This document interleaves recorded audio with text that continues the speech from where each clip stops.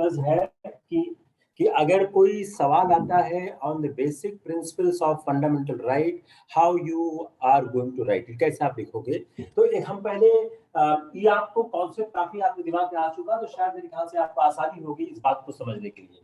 अब basic principle fundamental rights का अगर सवाल ये आता है किसी भी एग्जाम में किसी भी तरह से कि बेसिक प्रिंसिपल्स फंडामेंटल राइट के कैसे हैं, तो आप अगर सिंपल से इशू आता है कि right the basic principles of fundamental right, then how you are going to handle this situation. देखिए पहली बात क्या है, जो नेचुरल लॉ फिलोसफर्स हैं, for your kind information I have extracted good amount of the issue from NCERT books. मैं बार बार कहता हूं कि एनसीईआरटी की किताबों में बहुत कुछ मिल जाता है, तो मैं एनसीईआरटी की किताबों से काफी कुछ निकाल लेता हूं। तो जो मेरा आज का लेक्चर है आपको शायद एनसीईआरटी की बुक से काफी कुछ, जिन्हें एनसीईआरटी किताब पढ़ी होगी उसको जरूर दिख जाएगा। जो नेचुरल लॉ फिलोसफर्स उन्होंने ह्यूमन राइट्स की बात की। जब संविधान का कोई निर्माण नहीं हुआ था,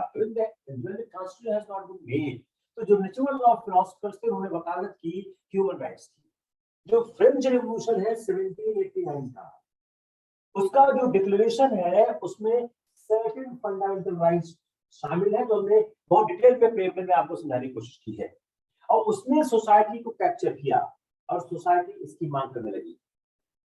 पहली बार फंडामेंटल राइट को यूएस कॉन्स्टिट्यूशन में क्लियरली मेंशन किया गया कि उसको कोई ऑप्रेसिव गवर्नमेंट जो है वह वॉल्यूट नहीं कर सकती है, और फंडामेंटल राइट को एक जस्टिसिएबल राइट, न्याय योग्य अधिकार प्रदान किया गया, और व्यक्ति जो है कोर्ट के माध्यम से सरकार के विरुद्ध इसको इन्फोर्स कर सकता था। अब जो फंडामेंटल राइट्स हैं वो कॉन्स्टिट्यूट करते हैं रिस्ट्रिक्शंस एंड लिमिटेशंस और गवर्नमेंट एक्शन। गवर्नमेंट एक्शन पे रिस्ट्रिक्शन लगाते हैं और लिमिटेशन लगाते हैं। यूएसए ने ड्राफ्ट किया 1787 में फर्स्ट मॉडर्न कॉन्स्टिट्यूशन, जिसमें कंक्रीट शेप दिया गया कॉन्सेप्ट ऑफ ह्यूमन राइट्स को। जब ये अधिकारों को संविधान में शामिल किया गया, लेकिन जो ओरिजिनली यूएस कॉन्स्टिट्यूशन था उसमें फंडामेंटल राइट नहीं थे। ये इंसर्ट किए गए हैं from the bill of rights in 1791, जब 10 अमेंडमेंट्स को संविधान के अंदर डाला गया, जिसमें जो नेचुरल लॉज की आइडिया, जो फिलोसफर्स के नेचुरल आइडियाज थे, जिसमें protection of life, liberty and property, ये पहली बार after the amendment, why the way of amendment has been inserted in the constitution. अब यूएस कॉन्स्टिट्यूशन के विरुद्ध, अनलाइक यूएस कॉन्स्टिट्यूशन, जो फॉरवर्ड डिक्लेरेशन है फंडामेंटल राइट्स का, वह ब्रिटेन में नहीं है। ब्रिटेन में यूएसए की तरह, unlike USA, there is no formal declaration of people's fundamental right in Britain. वहां पे क्या है, power of executive is limited. कैसे लिमिटेड है?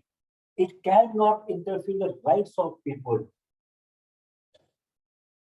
Without the sanction of law. इसमें आप समझने की कोशिश करिए, जो ब्रिटेन में रूल ऑफ लॉ है उसमें कोई लीगल रिस्ट्रेंट नहीं है। जो ब्रिटेन की लेजिस्लेटिव पावर है उस पर कोई रिस्ट्रेंट नहीं है, और पार्लियामेंट वहां पर सुप्रीमेसी तरफ जाती है। इसलिए जो फंडामेंटल राइट है वो अंडर द पार्लियामेंट है। समझने की कोशिश करिए, जस्ट अंडरस्टैंड। यूएसए में एक फॉर्मल डिक्लेरेशन है पीपल्स राइट का, लेकिन ब्रिटेन में ऐसा डिक्लेरेशन नहीं है। ब्रिटेन में क्या है? रूल ऑफ लॉ है। तो ब्रिटेन में जो व्यक्ति का अधिकार है, राइट्स ऑफ पीपल है, वह बगैर सैंक्शन ऑफ लॉ के से, आप आर्टिकल 21 देखिए क्या बोलता है कि वह एग्जीक्यूटिव पे कंट्रोल करता है, लेजिस्लेचर पे नहीं करता है। If you read Article 21, you find this. It controls on the executive, not on the legislature. Same way in the Britain. Britain में कोई लीगल कंस्ट्रेंट लेजिस्लेटिव पावर नहीं है, इसलिए जो फंडामेंटल राइट यूएसए का है उससे यहाँ पर इक्वेट नहीं किया जाता है। तो यूएस ब्रिटेन का मॉडल क्या है? एक यूनिक मॉडल है। अब ब्रिटेन में खास बात क्या है?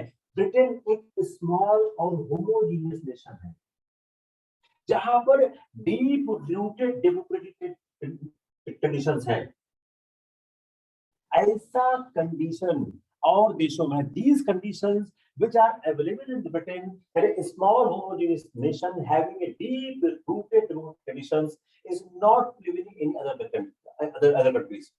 इसलिए जो डाइवर्सिटीज है, वेरियस कॉन्फ्लिक्टिंग ट्रेडिशंस हैं, इसमें इंडिविजुअल लिबर्टी के सुरक्षा की आवश्यकता है। तो एक सवाल आप यहां समझने की कोशिश करिए कि why Britain does not have the fundamental rights as other nations are having. The answer will be coming from this premise that the Britain is having a deep-rooted democracy, a homogeneous small nation. If I compare with America or with India, the situation is not the same. India has a diverse culture, diverse opinion, diverse people. Here the situation is entirely different. That's why we need a fundamental right to save the liberty of people. Britain ने क्या किया? Accept किया European charter. Human rights पे Britain ने European charter को accept किया है, लेकिन क्या है पर्याप्त? No, it is not good enough. क्यों? चार्टर बाइंड नहीं करता है पार्लियामेंट को। I'm trying to compare the fundamental rights situation between India and America. You try to understand how it can be compared. जो ब्रिटेन है उसने human rights पे European charter को एक्सेप्ट किया है, लेकिन यूरोपियन चार्टर का accept not good. Why? Because it did not bind parliament. It what could be used only to interpret the local laws. अगर गवर्नमेंट के पास मेजॉरिटी का सपोर्ट है तो वह जो चाहे वो कर दे, तब लेजिस्लेशन जो चाहे डिसाइड कर दे। वहां पर यूरोपियन चार्टर को कंट्रोल नहीं कर पाएगा। जो ह्यूमन राइट्स एक्ट 1998 में इनेक्ट किया गया by the British parliament, it is able to give effect to the rights and freedom guarantee under the European conventions on human rights. यह एक सिग्निफिकेंट कॉन्स्टिट्यूशनल इनोवेशन है, but on the same time it is unable to bind the parliament. इसलिए जो British act है वो falls short of declaration of fundamental right है। If we compare with the other states having the fundamental right issue, clear? ये आपके एसे में बहुत काम आएगा, ये आपके इंटरव्यू में बहुत काम आएगा, पॉलिटी में तो काम आना ही आना है। The students who are from the political science side, उनके बहुत काम का है, सोशियोलॉजी के बहुत काम का है। Anyone has any doubt on this concept? The US, India, Britain? Because the Britain has a peculiar feature with respect to fundamental right, which we need to understand.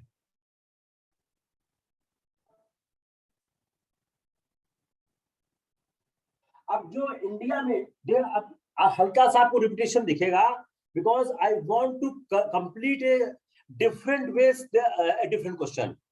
India में एक जो लॉ है जो इनकंसिस्टेंट है fundamental right से, वो word हो जाता है।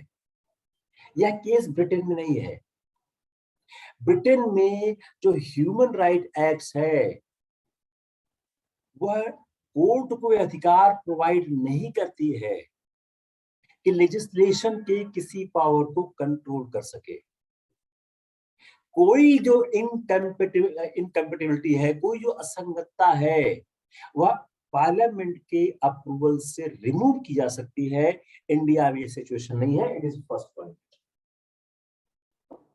ये पॉइंट क्लियर करते चलिए। दूसरा, come on the Austrian constitution. I'm again repeating, your syllabus has the comparative constitution. So therefore we need to study the comparative constitution also. Australia का कॉन्स्टिट्यूशन क्या फॉलो करता है?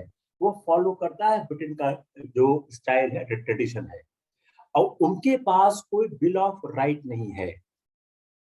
They do not have a bill right, लेकिन guarantee क्या करते हैं? Only a few rights.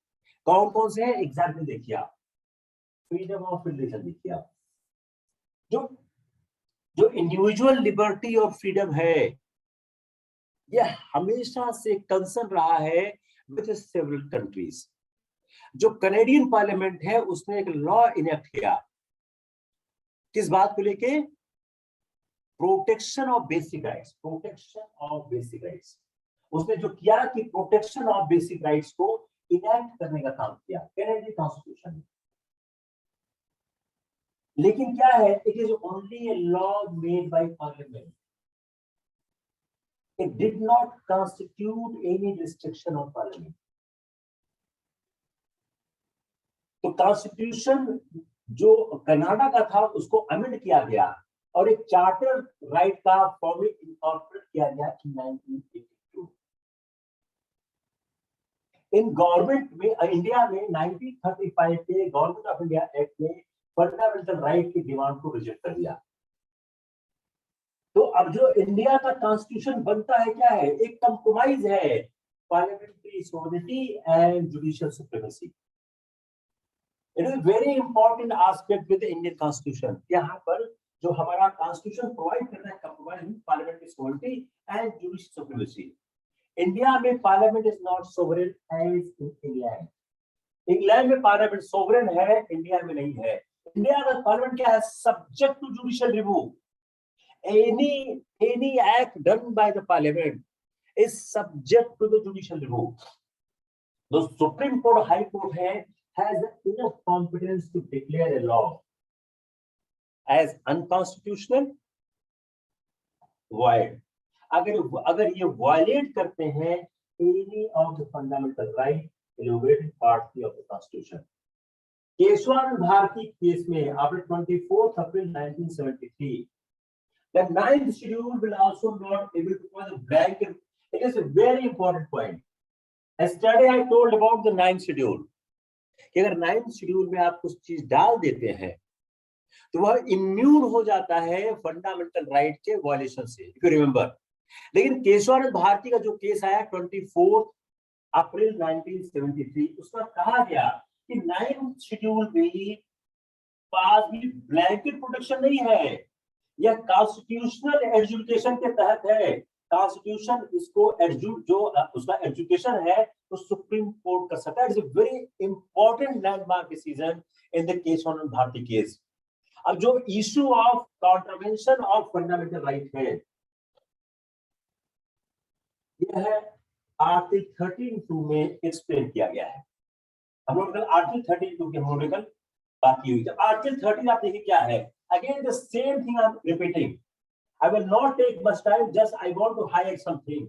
What this 32 saying is, state shall not make any law takes away or abridge rights conferred in this part, part 3, to the extent of contravention be void.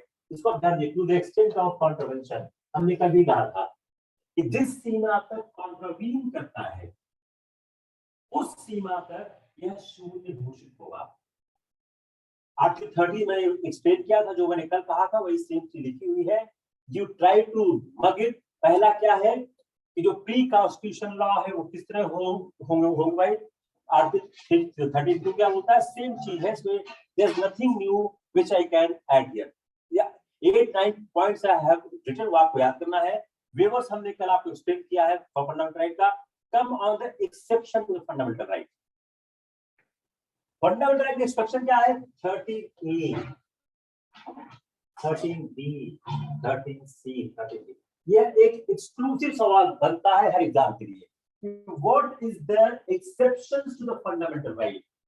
When 13A, the 31A, 31B, 31C and 31D, which has been introduced in the Constitution, the fundamental right has been narrowed down.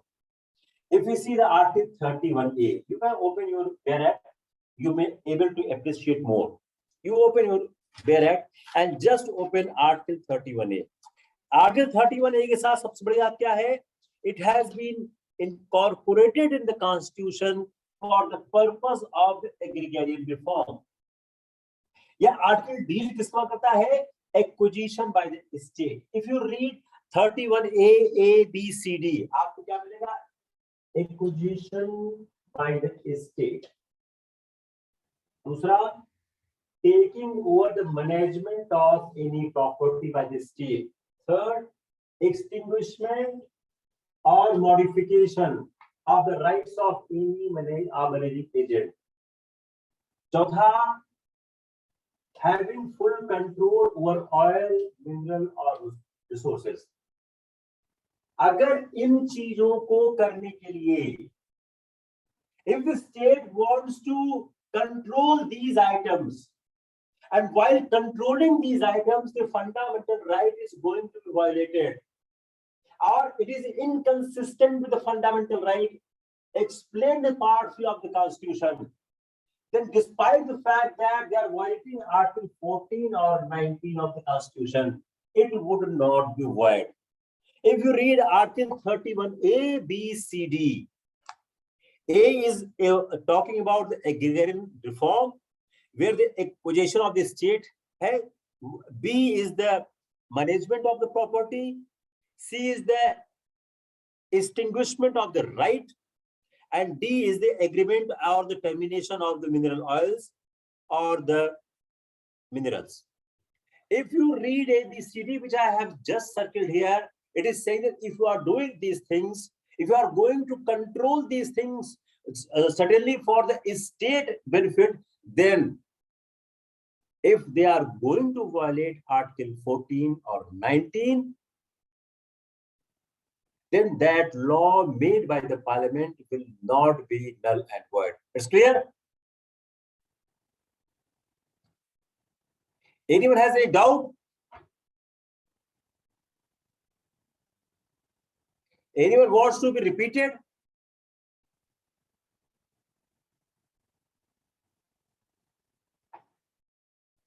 Article 13(1) क्या है? If you see the objective of Article 31, थोड़ा सा और हम लोग उसको deep penetrate करते हैं. If we see the objective of Article 31A, acquisition of land by the state, but not having to the obligation to pay compensation. You underline this word.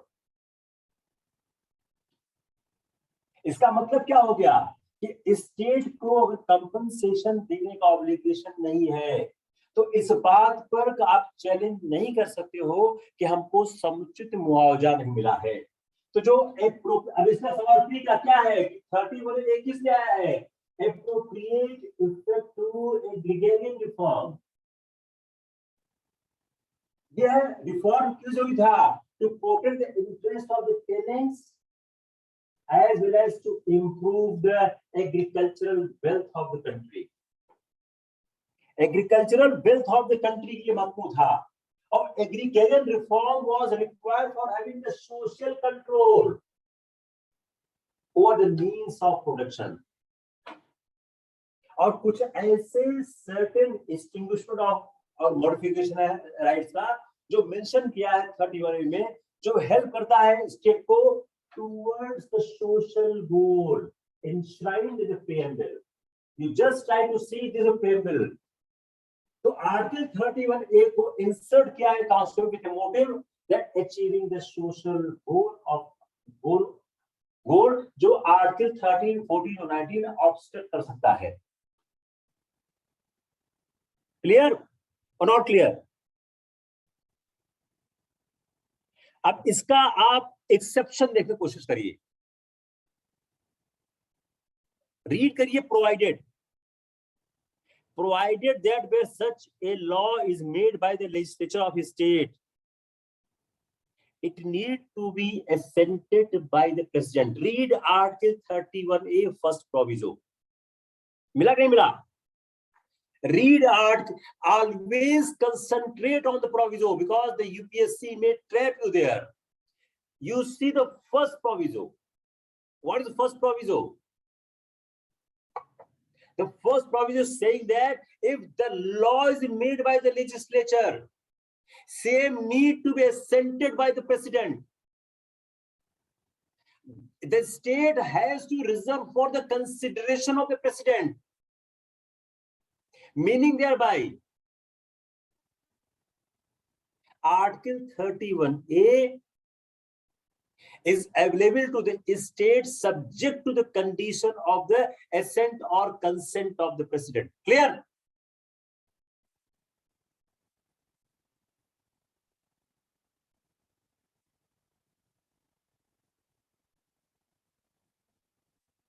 Come on the second proviso. Come on the second proviso. What is second proviso? अगर किसी के पास personal cultivation में land है, you see the second proviso, अगर किसी के पास personal cultivation की land है, बिल्डिंग और स्ट्रक्चर है जो उस लैंड से रिलेटेड है, तो वह तभी वह ले सकता है जब उसको कंपनसेशन दिया जाए, which shall not be less than the market value. Just try to understand this second proviso. अगर किसी के पर्सनल कल्टीवेशन की लैंड है, just read line number 3, personal cultivation आप अंडरलाइन करो. Then such land as within the ceiling limit applicable to him under the law for the time being in force or any building or structure is standing thereon or appurtenant thereto. Personal cultivation में land है या उसके साथ कोई building structure खड़ी है, वह आप तभी एक्वायर कर सकते हो जब उसको कंपनसेशन दोगे मार्केट वैल्यू पे. यह जो सेकंड प्रोविजो है यह लिमिटेड सिर्फ इसी के लिए है. किसको क्लियर नहीं हुआ? ये फास्ट बताओ, किसको क्लियर नहीं हुआ? ये थोड़ा सा दिक्कत है और ये सवाल कई बार दिक्कत करता है.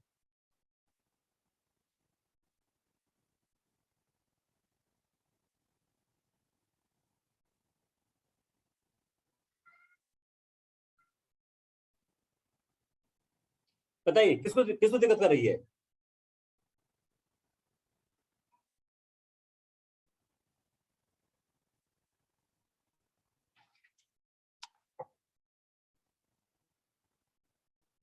फर्स्ट प्रोविजो क्या बोलता है कि अगर स्टेट गवर्नमेंट को अगर प्रॉपर्टी को लेना है जहां पे आर्टिकल 31A का एडवांटेज चाहिए, उसको राष्ट्रपति की अनुमति या सहमति लेनी होगी. जो दूसरा प्रोविजन होता है, अगर किसी किसान के अपने पर्सनल कल्टीवेशन में लैंड है या उस लैंड के साथ कोई बिल्डिंग अटैच्ड है, तो उसमें आप आर्टिकल 31A तभी अप्लाई कर पाओगे जब उसको मार्केट वैल्यू से कंपनसेशन दोगे. अगर आप पढ़िए इस आर्टिकल को ठीक से, तो ऊपर के लाइंस पर ये अप्लाई नहीं है, ये अप्लाई सिर्फ नहीं हो रहा है where there is a personal cultivation and land building attached thereto. Clear हो गया? नहीं क्लियर? चलिए बहुत अच्छा, तब काफी बड़ा काम कर लिया अगर क्लियर हो गया तो. Because I myself when I was teaching first time, I myself took the time to understand it. अब आर्टिकल 31B. अब आर्टिकल 31B क्या है? If you see the article 31B, तो आर्टिकल 31B क्या है? बोलता है validation of certain acts and regulations. तो 31B को आप 9th शेड्यूल के साथ पढ़ते हो. यह एक ब्लैंकेट कवर देता है पर्टिकुलर इनएक्टमेंट्स को. तो 9th शेड्यूल में अगर कोई चीज डाल देते हो तो उस पर मूल अधिकार के विरोध करने का कोई असर नहीं पड़ेगा. तो आर्टिकल 31B को इंसर्ट करने से क्या हुआ? Social goal. और सोशल गोल की प्राप्ति के लिए सरकार जो प्रयत्न कर रही है वह इम्यून हो गई कॉन्ट्रोवेंशन ऑफ एनी फंडामेंटल राइट. फर्क क्या है? आर्टिकल 31A का जो इम्यून है ओनली फॉर आर्टिकल 14 और 19 के लिए है. आर्टिकल 31B का जो इम्यून है पूरे पार्ट 3 के लिए. ये भी ध्यान रखिए आप. अब आप आर्टिकल 31 फिर पढ़िएगा. वापस आइए 31 पे, वापस वापस आइए, go back again on Article 31A. Article 31A is giving immunity only for Article 14 and 19. If you are violating any fundamental right besides 14 or 19, Article 31A is not giving immunity to you. But when you are using Article 31 capital B, then immunity is granted for the complete part 3 of the Constitution. It's a very good question for your prelims. Clear or no clear हुआ?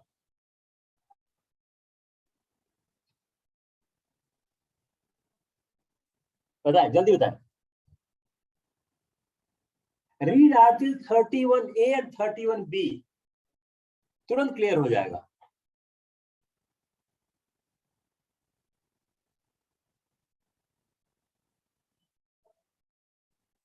Come on, Article 31C. Article 31C का जो insertion हुआ है संविधान में, वह हुआ है by 25th Amendment 1971. यह क्या बोलता है? It is for Article 39B and 31C.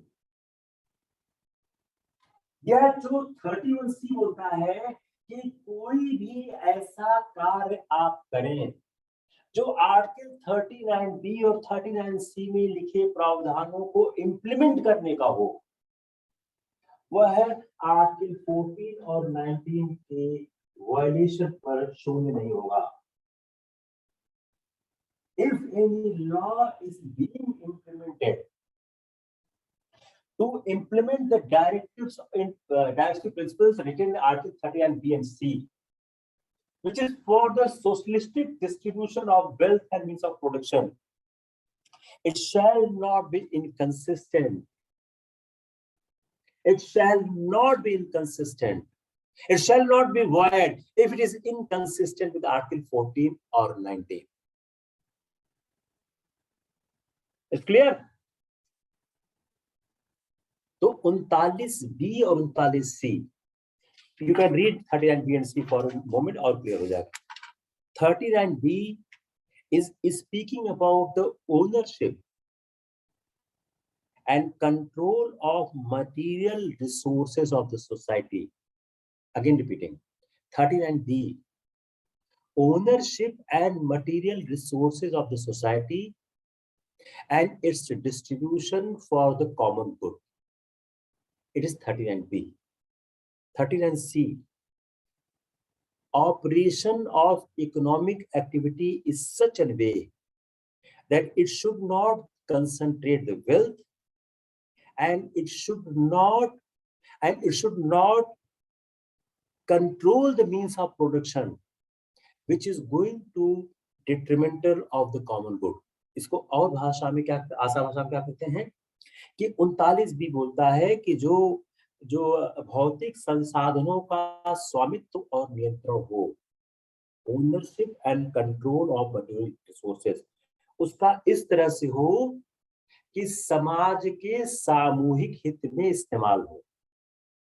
It has to be done this way that it should be good for the common cause of the society.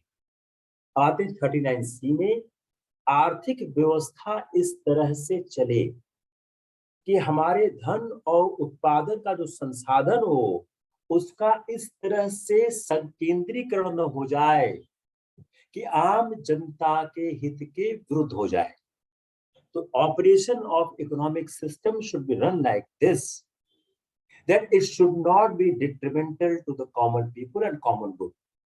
तो जो 31C है क्या बोलता है कि अगर 39B और 39C के मूल सिद्धांतों को ध्यान में रखते हुए कोई कानून बनाया जाता है जो समाज के व्यापक हित के लिए है, तो वह इस बात के कारण शून्य नहीं होगा कि उसने अनुच्छेद 14 और 19 का उल्लंघन किया है. What 31C is saying that if any law is made in furtherance of the policies elaborated 39B and 39C, then it will not be declared null and void because it is violating the Article 14 and 19 of the Constitution. It's clear?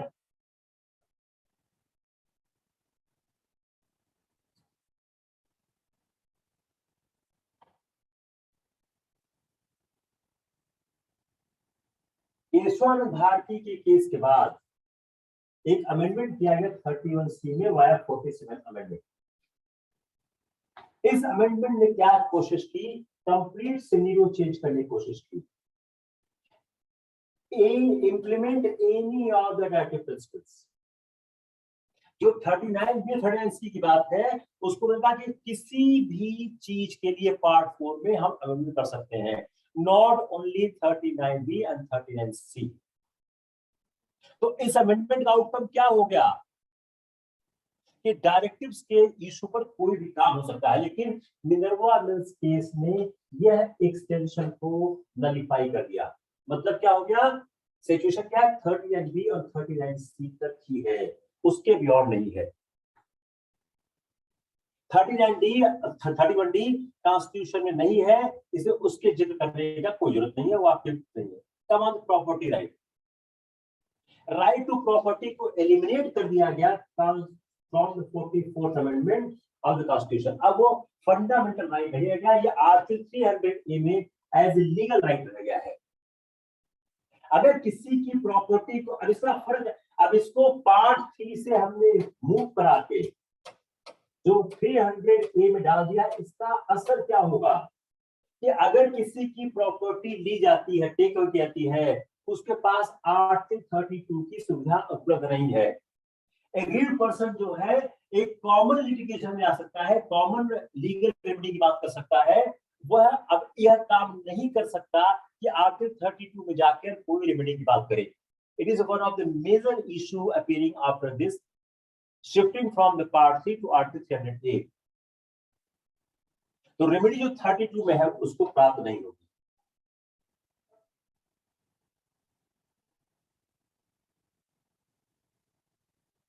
एक common सी बात है कि अगर कोई property दी जाती है law के द्वारा, वह एक पब्लिक पर्पस में यूज होनी चाहिए और कुछ कंपनसेशन पे किया जाना चाहिए।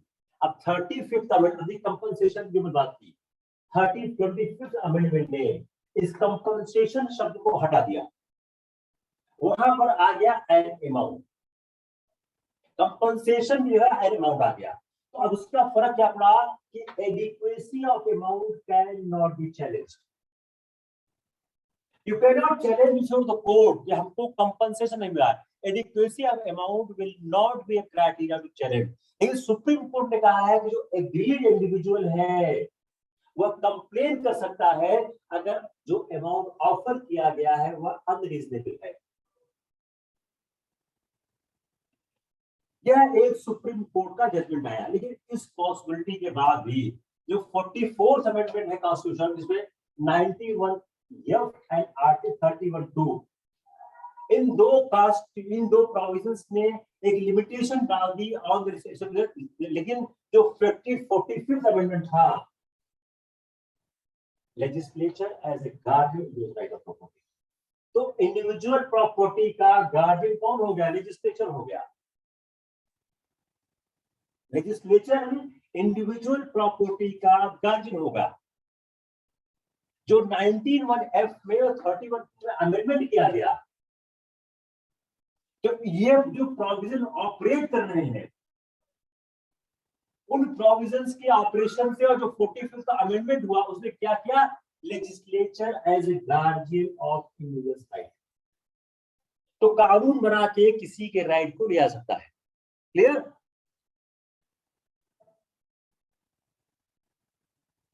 Fundamental right outside the chapter 3 of the Constitution.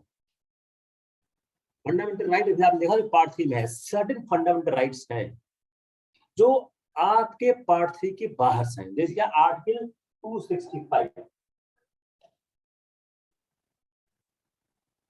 क्या होता है? Taxes not to be imposed save by authority of law. तो कोई भी टैक्स अथॉरिटी ऑफ लॉ से ही लगाया जा सकता है। 300A जो बात की है, किसी भी व्यक्ति की जो संपत्ति है, no person not to be deprived of property save by authority of law, किसी की प्रॉपर्टी को डिप्राइव करने के लिए आपकी लॉ की अथॉरिटी करनी होगी। तीसरा 301 freedom of trade and commerce intercourse subject to other provisions of this part, trade, commerce, intercourse throughout the territory of India shall be free. These are the three fundamental rights of the people which are not in the part 3 of the Constitution. लेकिन जो ये part 3 के बाहर जो mention constitution के जो rights हैं, उस राइट्स के लिए आप एक एप्रोप्रिएट लीगल रेमेडी ले सकते हो, आर्टिकल 32 नहीं ले सकते हो। It is one of the basic difference. Article 32 available है only for the part 3 right, not the right outside the part 3। अगर राइट कोई इमिनेट करता है from some other provision constitution, तो एग्रीड पर्सन के पास रिलीफ है, कोई ऑर्डर कर दे या 226 में हाई कोर्ट के पास जाए, सुप्रीम कोर्ट में नहीं जा सकता है अंडर आर्टिकल 32। इज क्लियर और नॉट क्लियर? स्टेटमेंट कर हो गई है। Fundamental rights which are available against private individuals। कुछ फंडामेंटल राइट्स हैं, जैसे हमने एक्सप्लेन किया, स्टेट का इंडिविजुअल कुछ ऐसे हैं जो स्टेट के इंडिविजुअल के अगेंस्ट है। आर्टिकल 52 पढ़िए, आर्टिकल 52 ओपन इट, साथ साथ पढ़ते ही टेस्ट तैयार हुआ। आर्टिकल 52, जो आर्टिकल 52 में shop, public restaurants, hotels, wells, tank, bathing ghats, ये सब किसके हैं? यह पब्लिक रिसोर्ट है, यह प्राइवेट के अगेंस्ट भी है। जो इक्वलिटी है in regard to access use of public resort, यह प्राइवेट इंडिविजुअल के खिलाफ। दूसरा article 17 untouchability, foreign titles, article 1834, provision human traffic, article 23, provisions of employment of children in hazardous employment, article 24। ये 4 ऐसे इश्यूज हैं जो स्टेट के साथ साथ प्राइवेट इंडिविजुअल के अगेंस्ट भी एप्लीकेबल है। Clear not clear? बताएं।